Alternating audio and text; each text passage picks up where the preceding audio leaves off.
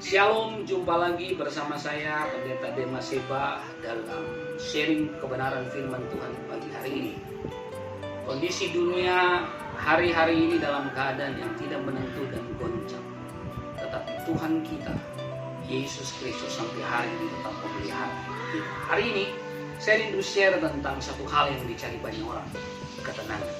Karena buat apa kita punya seisi dunia ini, tapi penuh dengan kekhawatiran, penuh dengan ketakutan. Tetapi kalau kita punya ketenangan dalam hati kita yang sumbernya adalah Yesus Kristus, maka kita terus diberkati Tuhan.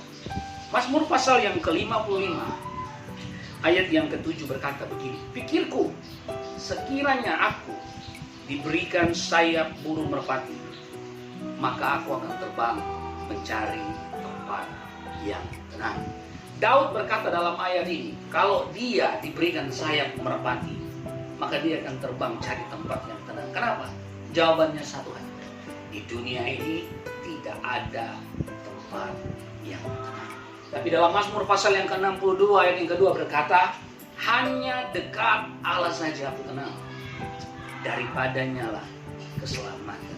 Hanya dia gunung batu kota benteng, tempat lindungan. Alamat yang tepat untuk kita mencari ketenangan adalah hanya dekat Allah saja. Bagaimana supaya kita bisa dekat dengan Allah? Bagaimana caranya supaya kita bisa dekat dengan Tuhan? Yang pertama, baca firman Tuhan. Ada banyak orang berkata, Pak Pendeta, Tuhan berbicara kepada saya, Bapak Tuhan berbicara kepada saya dengan banyak hal, dengan mimpi di telinga, di hati saya. It's okay, Anda bisa bilang apapun. Tapi kalau saudara rindu dengar suara Tuhan, sederhana saja, baca firman Tuhan. Karena dalam firman Tuhan mengandung janji, dalam firman Tuhan mengandung mujizat, dalam firman Tuhan ada nasihat, dalam firman Tuhan ada jalan keluar, dalam firman Tuhan ada banyak hal yang akan saudara temukan dalam tatanan kehidupan sosial, budaya, ekonomi, dan semua aspek hidup ini. Yang kedua, supaya kita dekat dengan Tuhan, mari tetap setia beribadah. Hari-hari ini kita dalam pergumulan besar seluruh umat Tuhan di seluruh dunia ini, karena dihimbau oleh pemerintah dan gereja supaya kita tidak bisa berkumpul. Jangan dulu berkumpul untuk beribadah. Tapi tahukah saudara, lewat proses yang terjadi ini, umat-umat Tuhan dimurnikan oleh Tuhan. Ternyata ada hal yang luar biasa yang saya perhatikan yang terjadi hari-hari ini. Ada mitsbah keluarga. Di setiap rumah anak Tuhan orang Kristen ada ibadah, ada mitsbah yang dinaikkan di hadapan Tuhan, ada mitsbah doa yang dinaikkan kepada Tuhan.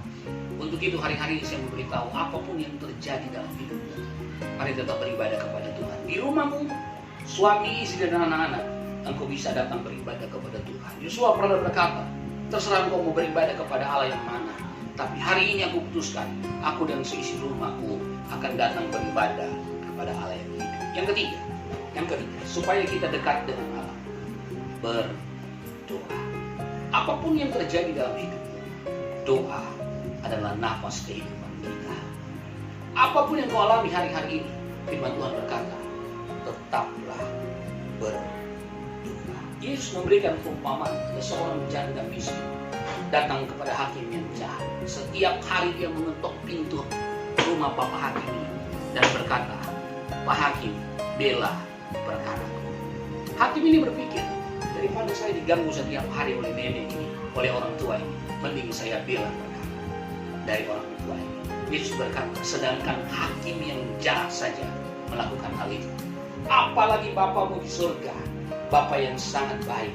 Ketika kau datang setiap hari berdoa kepada Bapa di surga, maka dia mendengar setiap pergumulan hidup dan dia menjawab tepat pada waktunya. Mari tetap bersemangat iring Tuhan, mari tetap setia iring Tuhan, mari datang dekat kepada Tuhan, dan ketenangan, damai, sejahtera Allah yang melampaui akal dan pikiran manusia itu akan ada dalam hidup. Haleluya, Tuhan Yesus